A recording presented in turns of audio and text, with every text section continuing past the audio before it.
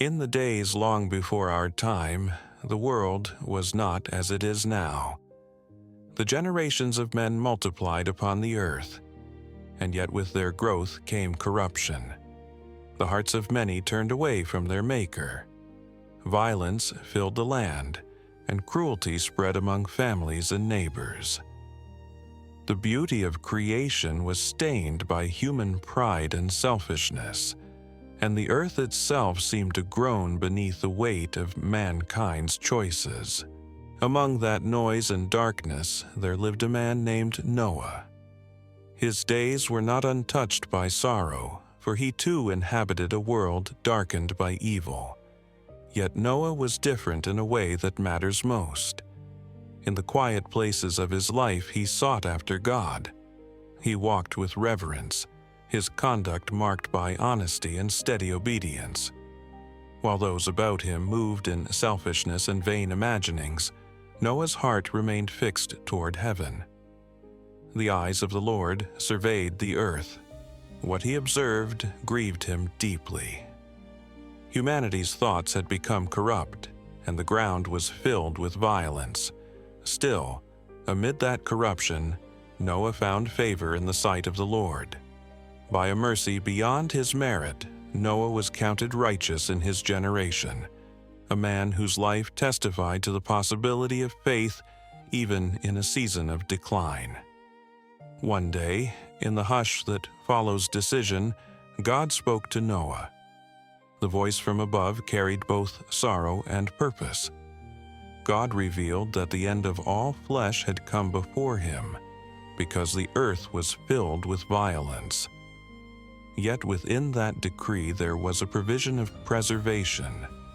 Noah and his household were to be spared, and through them life would be renewed. God instructed Noah to construct an ark, a great vessel of safety. The dimensions were precise: 300 cubits in length, 50 cubits in breadth, and 30 cubits in height. It was to be divided into 3 stories, with a door in the side and a window to admit light. The ark was not merely a carpenter's work. It was an act of obedience to a word that had come from heaven. Upon it, the future of living creatures would depend when the waters rose to cover the mountains. Noah heard the command and received it with humility. The task before him was immense, the timbers and pitch seeming inadequate when measured against the prophetic gravity of what was spoken. Yet he set his hand to the work without hesitation. Men laughed, neighbors whispered. They could not imagine the necessity of such a vessel. They could not see the coming judgment. Still, Noah labored on, anchored in the authority of the word he had heard. Day after day, the sound of labor articulated a kind of prayer. The striking of tools, the shaping of beams, the application of pitch to seal the seams. Each motion became a rhythm of obedience. His sons aided him in the heavy tasks. His wife and daughters-in-law kept the household steady and prepared provisions. Years passed, and the ark slowly rose from the ground, a large and abiding testimony to faith amid unbelief. As the vessel took shape, it stood as both warning and mercy. The sight of a hull on dry land puzzled many. Some mocked, some merely gossiped. Yet the ark proclaimed without words that judgment was near, and that God's invitation to life remained. The door of repentance, as always, remained open. Still, the hearts of men were hardened. They did not turn. Noah's obedience endured through the seasons. Weathered hands and patient days marked his labors. Each plank fastened was an act of hope. Each nail set was a declaration that God's promise would stand. At last, the ark was finished, vast, sealed, and ready. Its chambers were prepared for the creatures that would be gathered from the fields, the forests, and the air.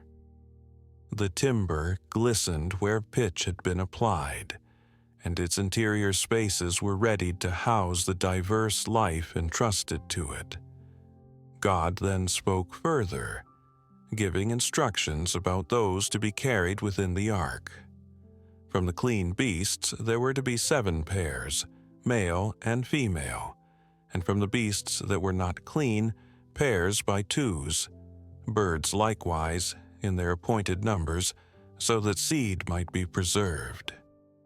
For within 7 days the Lord declared that rain would fall upon the earth 40 days and 40 nights, and the flood would sweep away every living substance that had been made. Noah obeyed. He and his sons gathered the creatures in the order of God's command. It was a strange and solemn procession. The great beasts, the quiet flock, the myriad small creatures, and the birds with their patient wings, all coming in their appointed sequence. They entered the ark, 2 by 2 and 7 by 7, finding their places within the compartments prepared for them. Noah tended them. He arranged space and provisions. Even amid the oddity of the spectacle, his faith did not waver. Outside, the world went about its business, indifferent or mocking. Clouds gathered at the horizon, but laughter and commerce continued. The people saw the ark, but did not consider the hand that warned. They lived as though no decisive storm would come. Yet the appointed time approached. At last the day arrived when the Lord himself closed the ark's door. There was a hush, a solemnity that felt like the closing of a great book. The vessel stood sealed, its occupants sheltered within, while the world outside carried on, unaware that everything was about to change. Then the heavens opened. Rain came down, not in a gentle measure, but in a deluge. Torrents fell from the sky. The fountains of the deep were broken up, releasing water from beneath the earth's surface.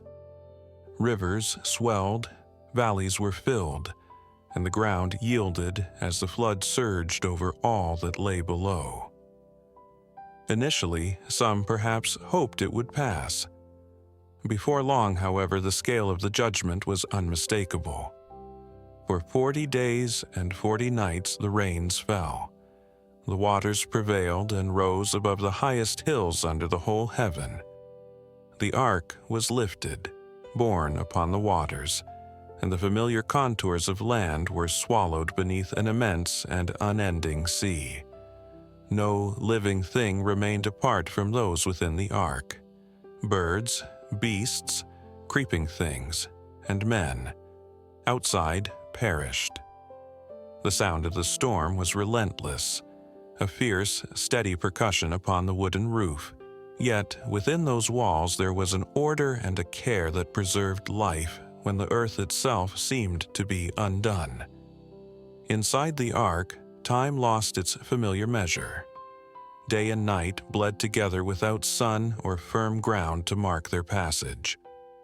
Noah and his family lived according to the task of tending life, feeding, attending, and guarding the creatures entrusted to them. They rode the waves of judgment with patience, waiting upon the word that had called them to this preservation. Eventually, the rain ceased. The fountains of the deep and the windows of heaven were stopped, and yet the waters continued to cover the earth. The ark floated for many months, a solitary refuge upon a vast, quiet sea. Then, in due season, God remembered Noah. A wind passed over the earth, and the waters began their slow retreat. The ark found rest upon the mountains of Ararat, though for a time the surrounding country remained submerged. As the months continued and the waters abated, the tops of the mountains became visible. For those within the ark, such sights were signs of hope. Occasionally, anxiety and longing stirred, longing for solid ground, for the feel of grass beneath foot, for the return of the rhythms of daily life. But Noah did not rush. He understood the wisdom of waiting on the Lord's timing rather than moving ahead presumptuously. First, he sent forth a raven. The bird flew to and fro until the waters were dried from the earth, but it returned not with evidence of rest. Later, he sent out a dove, who found no resting place and came back again to the ark. After 7 days, he sent the dove once more, and it returned with an olive leaf, green and fresh, a sign that new growth had begun. Hope quickened. After another interval, he sent the dove yet again. This time, she did not return. She had found a home beyond the vessel, and Noah knew the time of departure was near. Throughout those long months, the discipline of waiting had formed something within Noah, a patience that was not passive, but attentive. He did not fling open the ark's door at the first sight of land. He did not leap onto the ground in haste. He waited until the Lord indicated that the moment had fully come. When the command finally came, it was gentle with promise. Depart from the ark. Bring forth the living things that are with you so they may multiply upon the earth. And so, with reverence and a quiet gratitude, Noah opened the vessel, and the light of a renewed world flooded in. He stepped out with his wife, with his sons and their wives, into a landscape washed clean. The air smelled of soil and new growth. The mountains stood firm in the brightened sky. The animals left in their appointed order. Birds spread their wings and tested the wind. Beasts stepped once more upon the solid ground, shedding the dampness of confinement and moving forward into meadows that waited. Life poured out from the ark into a world that, though scarred by judgment, was ready to receive the patient work of restoration. Noah's first response was worship. He built an altar and offered sacrifices from the clean animals and birds. The smoke rose as an offering of thanksgiving, and the Lord accepted it. In that moment, God spoke words of mercy. He would not again curse the ground because of man, nor would he destroy all living things as he had done. The ordered motions of creation, seed time and harvest, cold and heat, summer and winter, day and night, would persist. The cycles that sustain life were reaffirmed. God blessed Noah and his sons, commissioning them to be fruitful and to repopulate the earth. The relationship between humankind and the rest of creation was reset. Creatures would be placed under the stewardship of man, though life itself remained sacred. God permitted that moving creatures could be used for food, though he did not permit the eating of blood, for life belongs to God. Then the Lord established his covenant with Noah and with all living creatures, that never again would the waters become a flood to destroy all flesh. As a sign of that covenant, God set his bow in the cloud, a visible reassurance that judgment and mercy are held in God's sovereign hand. Each time the bow appears across the sky, it becomes a reminder of that enduring promise, a quiet emblem of God's faithfulness in the wake of calamity. In the seasons that followed, Noah settled to life upon the land. He planted a vineyard, and in the tending of it, he encountered the ordinary vulnerabilities of human existence. There came a moment of weakness. He drank of the wine and was uncovered in his tent. His sons reacted in ways that revealed their hearts. One exposed the act, while others honored their father by covering him discreetly. From their responses flowed blessing upon some and caution upon others. And thus, the narrative of nations began to unfold from the household of Noah. Noah's days continued long beyond the flood. He lived 350 years after that great event. witnessing the multiplication of his children and the beginnings of nations upon the earth. His life, which spanned 950 years in all according to the record, carried both the memory of divine judgment and the testimony of mercy. When his time was complete, he passed from this life, leaving behind a story that would echo through generations. The legacy of Noah is not simply survival, it is a witness to faith. He walked with God in a generation that had lost its way. He obeyed a command that seemed implausible and endured when the world itself was overturned.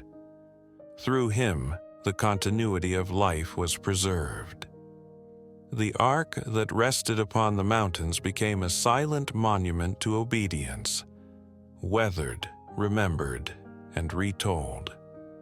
The rainbow remained as a sign for all seasons, an ever-present reminder that the Maker of heaven and earth binds himself to his promises.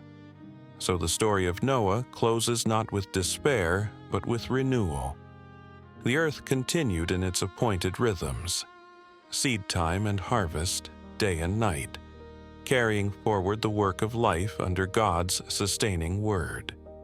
The covenant of the bough in the cloud offered repeated assurance that mercy follows judgment, that promises endure, and that even in the most grievous seasons a door to new beginnings may be opened by the hand of grace.